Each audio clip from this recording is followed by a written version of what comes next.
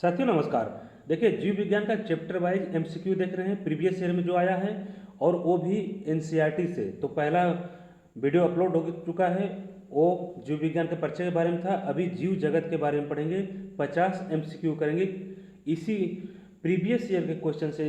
जितने भी पूछा गया है एग्जाम में उसको देखेंगे। आइए प्रारंभ करते हैं। पहला प्रश्न देखिए, जीवों का 5 जगत यानी 5 किंगडम वर्गीकरण किस वैज्ञानिक ने दिया था? ये आपके सामने 4 ऑप्शन है। कैरोल लिनस ने, अल्टशुलर ने, आर.एच. विक्टर ने और डार्विन ने। तो कौन सा ऑप्शन इसमें सही होगा? ऑप्शन सी सही होगा, आर.एच. विक्टेकर ने, यानी ऑप्शन सी। देखिए आर.एच. विक्टेकर ने 1969 ईस्वी में क्या दिया था? ये जीवों के 5 वर्गीकरण के बारे में उन्होंने बताया था। ये 5 वर्गीकरण, पहला मोनोरा, दूसरा प्रोटेस्टा, तीसरा फंगी, चौथा प्लेंटिया और चौथा एनिमिलिया। तो इस तरह से ये 5 जीवों का वर्गीकरण किसने दिया था? आर.एच. विक्टर ने दिया था। अगला प्रश्न है, निम्नलिखित में से कौन सा जीव प्रोकैरियोटिक है? तो ऑलरेडी देखिए मैं यहाँ फिगर दे रखा हूँ। तो 4 ऑप्शन देखिए, अमीबा, बैक्टीरिया, पैरामीशियम या ईस्ट। तो ये होगा बैक्टीरिया, यानी ऑप्शन बी सही है। देखिए बैक्टीरिया में वास्तविक केंद्रक नहीं होता, इसलिए यह प्रोकैरियोटिक कहलाते हैं। चलते हैं आगे। अगला प्रश्न है, कवक फंगी की कोशिका भित्ति किसकी बनी होती है?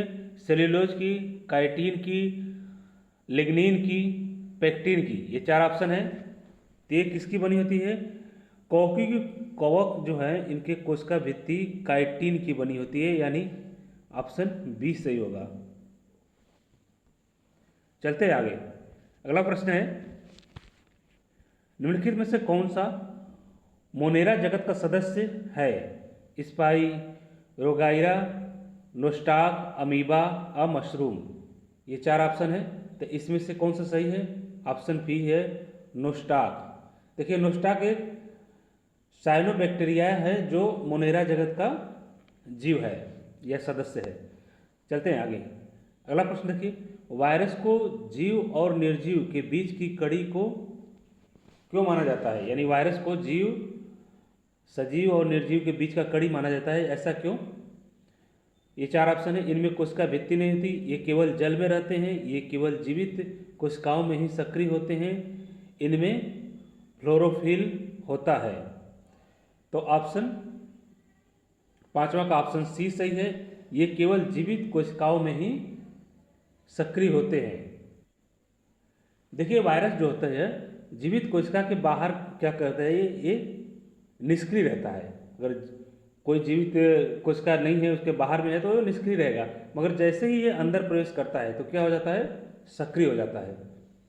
तो ये इसलिए इसको वायरस को जीव और निर्जीव के बीच की कड़ी माना जाता है। चलते हैं आगे। अगला प्रश्न देखिए, निम्नलिखित में से कौन सा एक कोशिकीय यूकेरियोट है? Bacteria, amoeba, virus, nostoc. ये 4 ऑप्शन दिए हैं। तो ये अमीबा एक कोशिकीय यूकेरियोट जीव है। तो अमीबा यानी ऑप्शन बी सही है। चलते हैं आगे। ईस्ट किस जगत का सदस्य है? मोनेरा, प्रोटिस्टा, कवक या पादप। तो ईस्ट एक कोशिकीय कवक है, यानी ये किसका है? कवक का है। ऑप्शन सी सही होगा। चलते हैं आगे। निम्न में से कौन सा प्रोटिस्टा जगत में आता है? अमीबा, मशरूम, बैक्टीरिया, मास। ये 4 ऑप्शन है। तो ये आता है अमीबा, यानी ऑप्शन ए सही। आगे देखिए, जीवों के वर्गीकरण का मुख्य उद्देश्य क्या है? तो जीवों का रंग जानना, जीवों की पहचान एवं अध्ययन को सरल बनाना, जीवों का आकार बढ़ाना, भोजन उपलब्ध कराना। तो ये 4 ऑप्शन है। तो 4 ऑप्शन में से सही ऑप्शन होगा ऑप्शन बी, जीवों का पहचान एवं अध्ययन को सरल करना। चलते हैं आगे। अगला प्रश्न है, निम्न में से कौन सा स्वपोषी जीव है? मशरूम, अमीबा, हरा पौधा या ईस्ट। ये 4 ऑप्शन है। तो ये हरा पौधा क्या है? स्वपोषी है। जो हरे पौधे होते हैं प्रकाश संश्लेषण के द्वारा अपना भोजन खुद बनाते हैं, किसी पे डिपेंड नहीं रहते हैं। चलते हैं आगे। अगला प्रश्न है आर्कियोबैक्टीरिया सामान्यतः कहाँ पाया जाता है? तो ये 4 ऑप्शन है। केवल समुद्र में, अत्यधिक लवड़ी यानी नमकीन पानी में, गर्म या दलदली स्थानों पे, केवल जंगलों में, केवल पौधों की जड़ों में। तो ये ऑप्शन होगा बी, अत्यधिक नमकीन पानी या गर्म पानी या दलदली स्थानों पे पाए जाते हैं। देखिए आर्कियोबैक्टीरिया ऐसा जीव है जो अत्यधिक कठिन परिस्थिति, चाहे वो खूब नमकीन पानी हो या गर्म पानी हो या दलदली हो या कैसा भी क्षेत्र हो, उसमें वो क्या होता है, सर्वाइव कर लेता है, जी लेता है। चलते हैं आगे। आगे देखिए 12 नंबर क्वेश्चन, मीथेन गैस बनाने वाले जीवाणु क्या कहलाते हैं? Nitrobacter, methanogens, rhizobium, lactobacillus. ये 4 ऑप्शन है। ये होगा मिथेनोजेल्स, मिथेनोजेंस।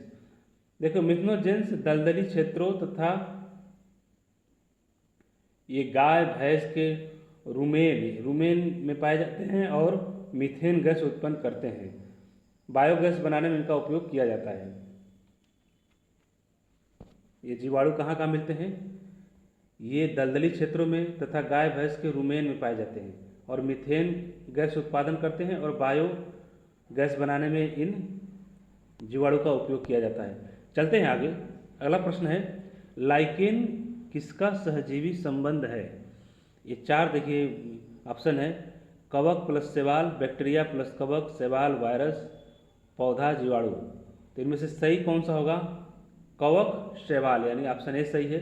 देखिए शैवाल भोजन बनाता है जबकि कवक जल और सुरक्षा प्रदान करता है, दोनों मिलकर एक दूसरे को लाभ पहुंचाते हैं। 14 नंबर क्वेश्चन देखिए, निम्नलिखित में से कौन सा प्रोटिस्टा का उदाहरण नहीं है? तो 4 ऑप्शन है, यूग्निना, डायटस, पैरामीशियन, राइजोबियम। तो ये इसका आंसर होगा डी, यानी राइजोबियम। राइजोबियम एक जीवाणु है यानी बैक्टीरिया है, इसलिए यह मोनेरा जगत का सदस्य है, जबकि बाकी क्या है, प्रोटिस्टा जगत में या प्रोटिस्टा में आते हैं, ऊपर के 3। चलते हैं आगे। अगला प्रश्न देखिए, डायटस की कोशिका भित्ति मुख्यतः किसकी बनी होती है? काइटिन की, सिलिका की, सेल्यूलोज की, लिग्निन की। ये 4 ऑप्शन है। तो ये सिलिका की बनी होती है, यानी डायटस की कोशिका भित्ति सिलिका की बनी होती है और इनके अवशेषों में डाइटोसियस अर्थ बनती है इनके अवशेषों से। चलते हैं आगे। अगला प्रश्न है, युग्निना में पौधों और जंतुओं दोनों के बीच में कौन से गुण पाए जाते हैं? तो 16 नंबर देखिए, ऑप्शन है केवल प्रकाश संश्लेषण, केवल परपोषण, स्वपोषण, परपोषण दोनों, इनमें से कोई नहीं। तो ऑप्शन सी सही होगा, स्वपोषण और परपोषण दोनों। देखिए इसमें प्रकाश में युग्लिन क्या करता है, स्वयं भोजन बना देता है, जबकि जब अंधेरे में होता है तो दूसरे स्रोतों से भोजन प्राप्त करता है, इसलिए इसे पादप और जंतु के बीच का कड़ी भी माना जाता है। चलते हैं आगे। अगला प्रश्न है, निम्न में से किस जीव में क्लोरोफिल नहीं पाया जाता? आम का पौधा में,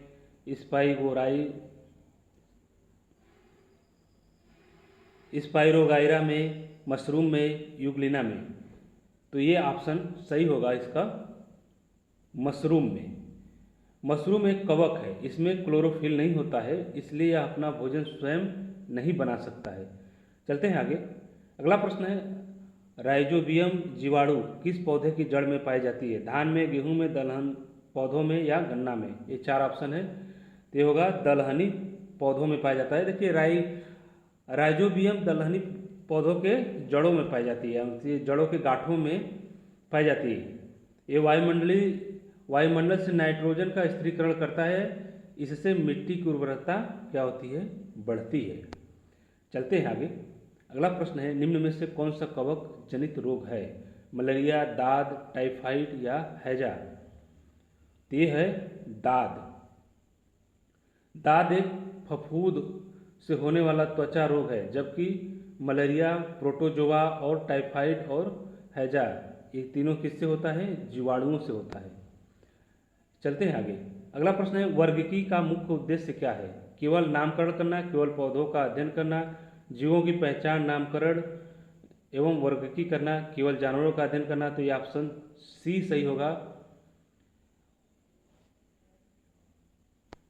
चलते हैं आगे। 21 नंबर क्वेश्चन देखिए, निम्नलिखित में से किस जीव में वास्तविक केंद्रक नहीं पाया जाता? East, cyanobacteria, amoeba, Euglena. ये चार ऑप्शन है। तो ये होगा साइनोबैक्टीरिया। देखो साइनोबैक्टीरिया प्रोकैरियोटिक जीव है, इसमें केंद्रक झिल्ली नहीं होती, इसलिए इसे वास्तविक केंद्रक रहित जीव कहते हैं। चलते हैं आगे। अगला प्रश्न है निम्न में से कौन सा जीवाणु वायुमंडलीय नाइट्रोजन का स्वतंत्र रूप से स्थिरीकरण करता है? तो ये चार ऑप्शन है देखिए। पहला ऑप्शन एजेटोबैक्टर, राइजोबियम, ई कोलाइस, लैक्टोबैसिलस। तो इसमें से ए सही होगा, एजेक्टोबैक्टर। देखिए एजेक्टोबैक्टर मिट्टी में स्वतंत्र रूप से रहता है और वायुमंडलीय नाइट्रोजन को पौधों के उपयोग योग में यहाँ पौधे के उपयोग करने के योग में बदलता है। चलते हैं आगे। अगला प्रश्न है रेड डाइट घटना का मुख्य कारण क्या होता है? शैवालों की अत्यधिक वृद्धि, जीवाणुओं की वृद्धि, कवक की वृद्धि, वायरस और संक्रमण। ये चार ऑप्शन है। तो पहला ऑप्शन सही होगा, शैवालों की अत्यधिक वृद्धि। देखिए रेड टाइड क्या होता है? रेड टाइड में कुछ समुद्री शैवाल बहुत अधिक संख्या में बढ़ जाते हैं, जिससे समुद्र का पानी क्या लाल दिखने लगता है उस शैवालों की वजह से, इसे ही रेड टाइड कहते हैं। आगे देखिए अगला प्रश्न है निम्न में से कौन सा जीव केवल परजीवी है? बैक्टीरिया, वायरस, कवक, अमीबा। तो वायरस यानी ऑप्शन बी सही है। ये देखिए वायरस केवल जीवित कोशिकाओं के अंदर ही वृद्धि और प्रजनन करता है, इसलिए इसे अनिवार्य परजीवी कहते हैं। डायटोमीसियस अर्थ किससे बनता है? डायटोमीसियस अर्थ किससे बनता है? देखिए चार ऑप्शन, कवक के अवशेष से, डायटम के अवशेष से, जीवाणुओं के अवशेष से, काई के अवशेष से। तो ये उत्तर सही होगा डायटम के अवशेष से। देखिए डायटम की सिलिका युक्त कोशिका भित्ति मरने के बाद जमा होकर डायटेशियम अर्थ बनाती है, जिसका उपयोग फिल्टर और पॉलिश बनाने में किया जाता है। चलते हैं आगे। अगला प्रश्न है निम्नलिखित में से कौन सा रोग वायरस के कारण होता है? मलेरिया, डेंगू, हैजा, तपेदिक। तो ये होगा डेंगू। देखिए डेंगू वायरस से होता है ना, और एक एडीज मच्छर द्वारा ये डेंगू फैलता है, जबकि मलेरिया, प्रोटोजोआ, हैजा और तपेदिक ये सब किससे होते हैं? जीवाणुओं से होते हैं। अगला प्रश्न देखिए ब्लू ग्रीन एल्गी का सही वैज्ञानिक समूह कौन सा है? कवक, साइनोबैक्टीरिया, प्रोटिस्टा, ब्रायोफाइटा। ये चार ऑप्शन है। तो इसमें होगा साइनोबैक्टीरिया। ब्लू ग्रीन एल्गी वास्तव में सवाल नहीं बल्कि साइनोबैक्टीरिया है। यह प्रकाश संश्लेषण करता है लेकिन प्रोकैरियोटिक होते हैं ये सब। जैसे किसमें क्लोरोप्लास्ट नहीं होते। तो ये ऑप्शन सी सही है, मशरूम एक कवक है, इसमें क्लोरोप्लास्ट और क्लोरोफिल नहीं होते, इसलिए यह प्रकाश संश्लेषण नहीं कर सकता। आगे देखिए निम्न में से कौन सा एक बहुकोशिकीय कवक है? East, mushroom, amoeba, paramecium. ये चार ऑप्शन है। तो ये ऑप्शन बी होगा मशरूम। ईस्ट एक कोशिकीय कवक है, जबकि मशरूम बहुकोशिकीय कवक का उदाहरण है। आगे देखिए निम्न में से किसे प्राकृतिक का सफाई कर्मचारी कहा जाता है? कवक, शैवाल, वायरस, प्रोटोजोआ। तो ये चार ऑप्शन है। तो ये होगा कवक क्या करता है? मृत पौधों और जीवों को सड़ाकर उसे सरल पदार्थ में बदल देता है, उससे पोषक तत्व पुनः मिट्टी में लौटा देता है, इसलिए इसे प्रकृति का सफाई कर्मी भी कहा जाता है। अगला प्रश्न देखिए 3 डोमेन वर्गीकरण प्रणाली किस वैज्ञानिक ने प्रस्तावित की थी?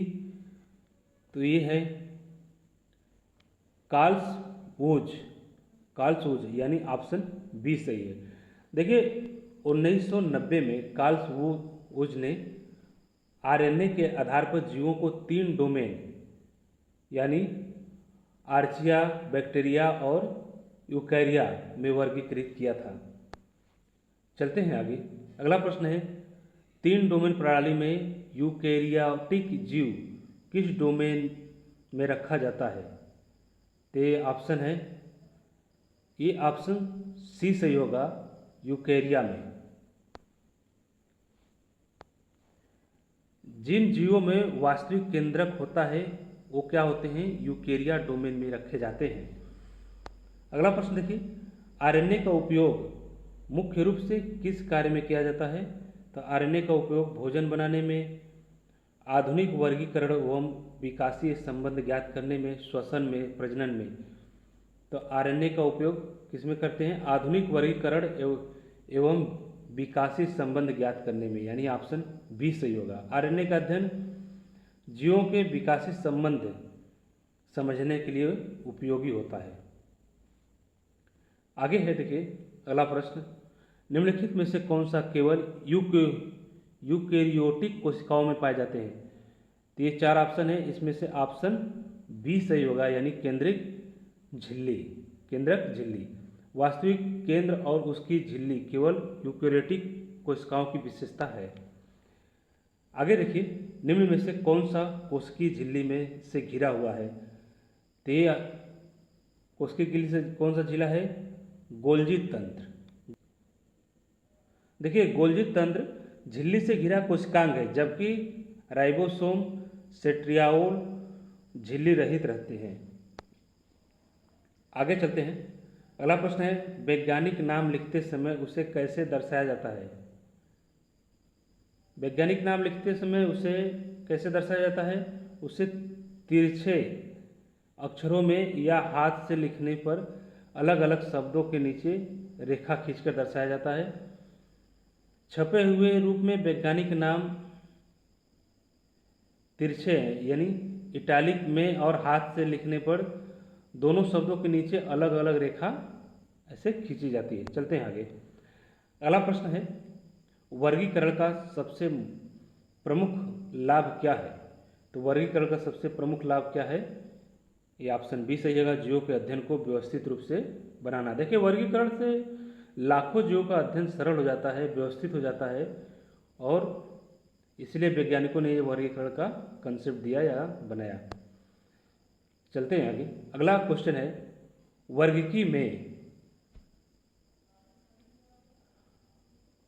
वर्गीकी में नोमेनक्लेचर का अर्थ क्या होता है? पहचान करना, नामकरण करना, संरक्षण करना, प्रजनन करना। ते होगा नामकरण करना, जिससे जीवों का एक सामान्य नाम हो जाता है, वैज्ञानिकी नाम हो जाता है।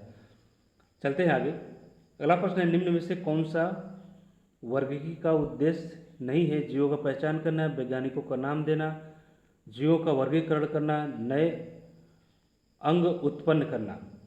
तो ये होगा ऑप्शन डी। यही गलत है, बाकी सब उसके अंदर में या वर्गीकी का पहचान में आते हैं। अगला प्रश्न देखिए, आधुनिक वर्गीकरण में सबसे अधिक महत्व किस प्रकार के प्रमाण को दिया जाता है? तो ये 4 ऑप्शन है, इसमें से ऑप्शन सी सही होगा, जेनेटिक प्रमाण को। देखिए डीएनए और जीन आधारित अध्ययन जीवों के वास्तविक संबंधों को स्पष्ट करता है, इसलिए आधुनिक वर्गीकरण में इसे सबसे अधिक प्रमाण किसको दिया जाता है? जेनेटिक प्रमाण को। चलते हैं आगे। अगला प्रश्न है, द्विनाम पद्धति का प्रतिपादन किस वैज्ञानिक ने किया था? ये बी ऑप्शन सही है, कैरोलस लिनियस ने किया था। देखिए द्विनाम पद्धति में प्रत्येक जीव के वैज्ञानिक नाम 2 शब्दों का होता है, पहला वंश और दूसरा क्या बताता है? उसका जाति बताता है। पहला वंश और दूसरा जाति। इससे पूरे विश्व में एक ही नाम से जीवों की पहचान हो जाती है। अगला प्रश्न है, वैज्ञानिक नाम का पहला शब्द किसे दर्शाता है? तो वैज्ञानिक नाम का पहला शब्द किसे दर्शाता है? कुल, गण, वंश, जाति। तो ये वंश को दर्शाता है। वैज्ञानिकी नाम का पहला किसको बताता है? वंश, अभी जस्ट बताए थे। और दूसरा नाम क्या बताता है? जाति के लिए। चलते हैं आगे। अगला प्रश्न है, जीवों के वैज्ञानिक नाम किस भाषा में लिखे जाते हैं? तो ये लैटिन भाषा में लिखे जाते हैं। लैटिन, देखिए ऐसा इसलिए किया जाता है क्योंकि दुनिया भर में इसको कहीं चेंजिंग नहीं होता है, इसको किसी देश में बदला नहीं जाता है, इसलिए एक रूपता बनाने के लिए क्या करते हैं? लैटिन भाषा में इसका नाम रखते हैं। आगे देखिए, वर्गीकरण की सबसे छोटी इकाई कौन सी है? वंश, कुल, जाति या संघ? तो ये ऑप्शन सी सही होगा, जाति, स्पीसीज। जाति, जो जीव आपस में प्रजनन करके उपजाऊ संतान या उत्पन्न करते हैं वे ही जाति कहलाते हैं, स्पीसीज कहलाते हैं। आगे देखिए, अगला प्रश्न है, वर्गीकरण की सबसे बड़ी श्रेणी कौन सी मानी जाती है? तो 4 ऑप्शन है, वर्ग, गण, जगत, कुल। तो ये किंगडम यानी जगत होगा। 5 जगत वर्गीकरण में किंगडम जगत सबसे बड़ी श्रेणी होती है। इसके नीचे संघ हो गया, वर्ण, गण और कुल आते हैं। चलते हैं आगे। अगला प्रश्न, जीवों की पहचान के लिए प्रयुक्त पुस्तक को क्या कहा जाता है? तो ये होगा ऑप्शन बी, की, टैक्सोनॉमिक की इसको बोलते हैं। टैक्सोनॉमिक की प्रश्नों के क्रम के माध्यम से किसी जीव की सही पहचान करने में सहायता करती है। ये जीवों की वर्गीकरण का महत्वपूर्ण उपकरण है। अगला प्रश्न है, सूखे एवं संरक्षित पौधों के संग्रह को क्या कहा जाता है? म्यूजियम, हर्बेरियम, प्रयोगशाला, नर्सरी। ये होगा ऑप्शन बी सही, हर्बेरियम। हर्बेरियम में पौधों को सुखाकर विशेष ईस्ट पर चिपकाया जाता है और उसके बारे में जानकारी लिखी जाती है। यह वनस्पति विज्ञान में काफ़ी महत्वपूर्ण है किसी पौधों के लिए। चलते हैं आगे। अगला प्रश्न है, संरक्षित पशुओं के अध्ययन के लिए किसका उपयोग किया जाता है? तो ये ऑप्शन सी सही होगा, म्यूजियम का। म्यूजियम में संरक्षित पशु, पक्षी तथा अन्य जीव रखे जाते हैं ताकि उनका अध्ययन और पहचान किया जा सके। आगे देखिए, निम्नलिखित में से वर्गीकी का उपकरण कौन सा नहीं है? तो ये ऑप्शन डी सही होगा, ये माइक्रोस्कोप वर्गीकी का क्या उपकरण नहीं है।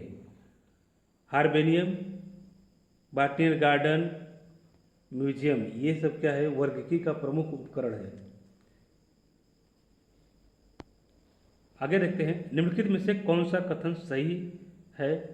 तो 4 दिए हैं। प्रत्येक जीव का केवल एक वैज्ञानिक नाम होता है।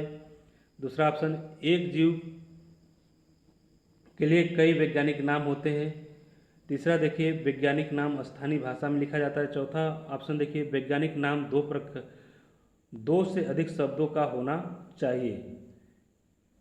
तो ये ऑप्शन ए सही है, प्रत्येक जीव का केवल एक मान्य वैज्ञानिक नाम होता है। देखिए, वैज्ञानिक नामकरण का उद्देश्य पूरे विश्व में किसी जीव की एक समरूपता के लिए सुनिश्चित करते हैं। यानी एक तरह से ये नहीं कि उसी नाम से दूसरा भी जीव मिले, इसलिए ये ऑप्शन ए सही होगा। तो धन्यवाद, आप लोगों ने 50 क्वेश्चन तक साथ दिया। आप लोगों को जरूर लाभ मिलेगा, प्रीवियस ईयर में आया हुआ है। अब देखिए, आप लोगों के लिए प्रश्न है, इसको कमेंट बॉक्स में पक्का इसका उत्तर दीजिएगा आप लोग जितना पॉसिबल हो सके। जीवों के वैज्ञानिक नामकरण के लिए अंतर्राष्ट्रीय नियमों का पालन किस लिए किया जाता है? नाम छोटे रखने के लिए, सभी देशों में एक समान पहचान बनाने के लिए, केवल अंग्रेजी भाषा के प्रयोग के लिए, नाम याद रखने के लिए। तो ये 4 ऑप्शन है, जो सही होगा उसका उत्तर आप लोग कमेंट बॉक्स में दीजिएगा। दूसरा देखिए, वर्गीकी की वह शाखा जो जीवों के आपसी विकास संबंधों का अध्ययन करता है, क्या कहलाता है वो? Physiology, phylogeny, histology, anatomy. ये क्या है? इसका आप लोग उत्तर दीजिएगा। Thank you for watching. Sky concept lab में आप लोग बहुत देखिए हर चैप्टर वाइज चलेंगे, लेके एमसीक्यू जितना भी चैप्टर वाइज चलेंगे, एनसीईआरटी से रिलेटेड सब क्वेश्चन रहेगा। ये आपको UPSC, state PCS, SSC, banking, railway, NEET सब में काम आएगा। बाकी आप लोग लाइक करिए, शेयर करिए और सब्सक्राइब करिए, चैनल को आगे बढ़ाइए। Thank you for watching.